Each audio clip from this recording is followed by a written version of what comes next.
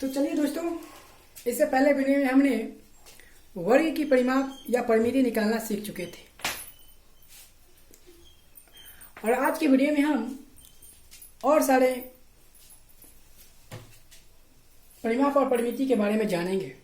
तो चलिए सबसे पहले हम शुरू करते हैं आयत की परिमाप या परिमिति के बारे में जानते हैं। तो आयत आप जानते होंगे कि आयत का जो चित्र होता है इस प्रकार होता है।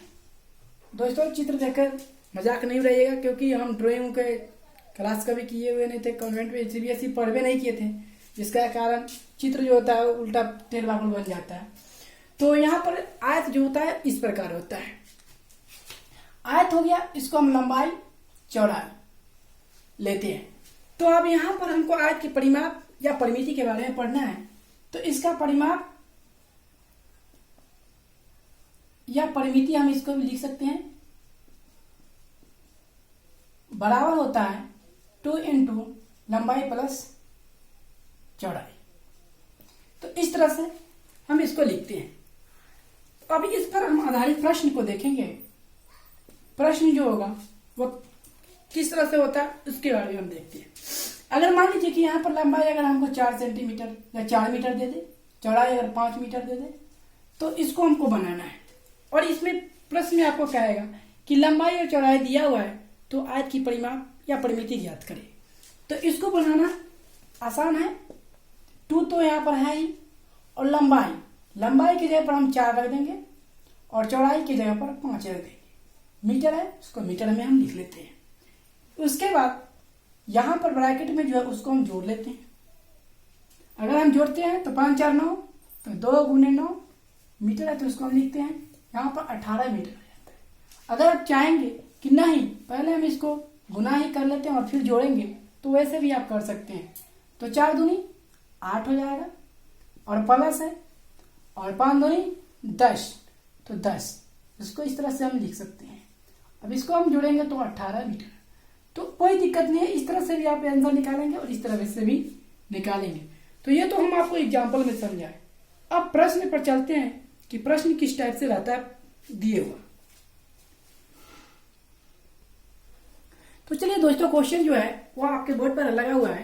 कह रहा है कि एक आयताकार खेत की लंबाई 18 मीटर है और चौड़ाई जो है वह 30 मीटर है, तो उसका परिमाप बतावे।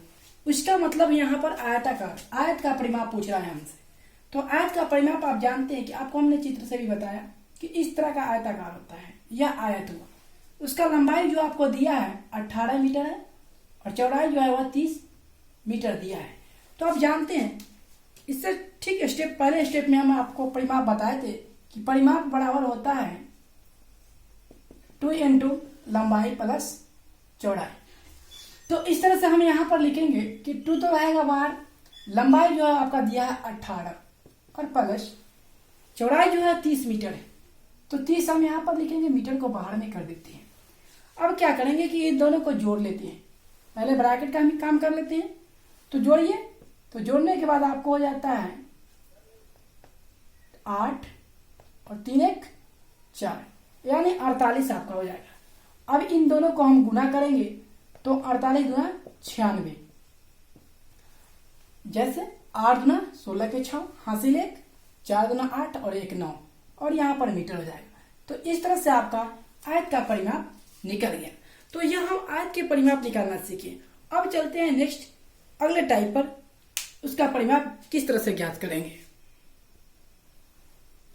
तो चलिए दोस्तों, सबसे पहले हम समषष्टभुज, या इसको हम षष्ठभुज भी कह सकते हैं। इसका मतलब होता है कि 6 भुजा वाला होना चाहिए। तो इसका परिमाप जो होता है, जैसे कोई भी बोलेगा तो हम सबसे पहले एक नंबर के बारे में लेते हैं, समषष्ठभुज का परिमाप अगर कहेगा निकालने के लिए, तो परिमाप या परिमिति बराबर होता है 6 गुने भुजा, या इसको हम षष्ठभुज भी कहते हैं। तो इस तरह से इस पर हम इसको निकाल लेंगे।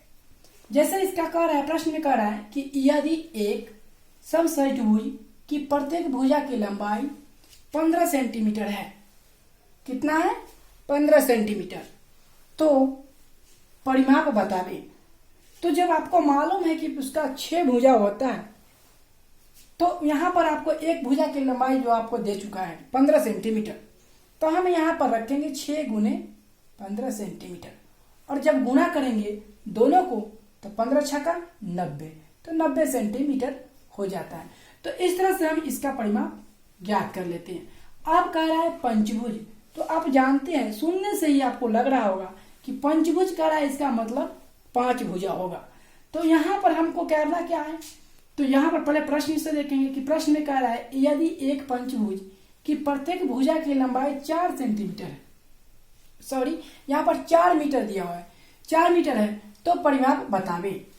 तो हमको करना कुछ नहीं है, बस यहाँ पर जिस तरीके से यहाँ पर 6 भुजा है उसी प्रकार से 5 भुजा हो जाएगा।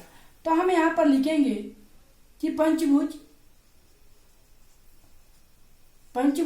कुछ दूसरा क्वेश्चन है, पंचभुज का परिमाप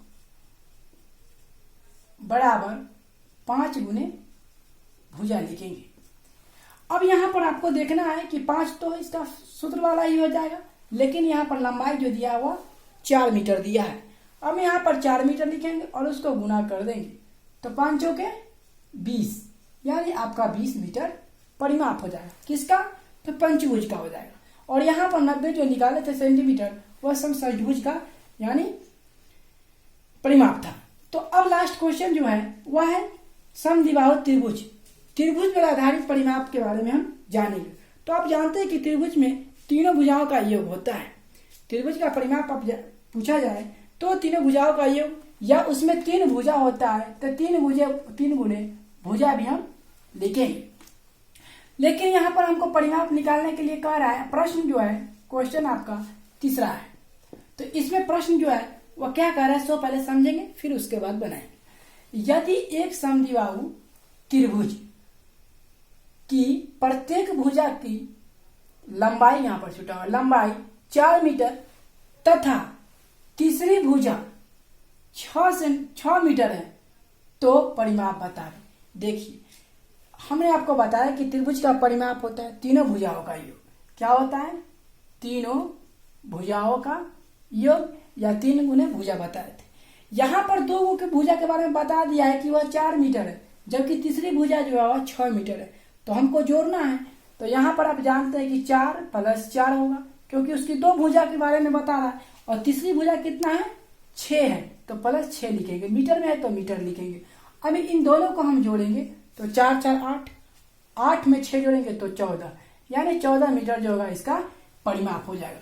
तो इस तरह से समद्विबाहु रहेगा, समबाहु भी रह सकता है। तो इस तरह से यानी हम परिमाप निकालेंगे। अब नेक्स्ट वीडियो अगले दिन देंगे जो और भी इसी पर आधारित होगा। तब तक के लिए आज इतना ही पर हम समाप्त करते हैं। अगर आपको अच्छा लगता हो वीडियो तो लाइक शेयर जरूर कीजिए।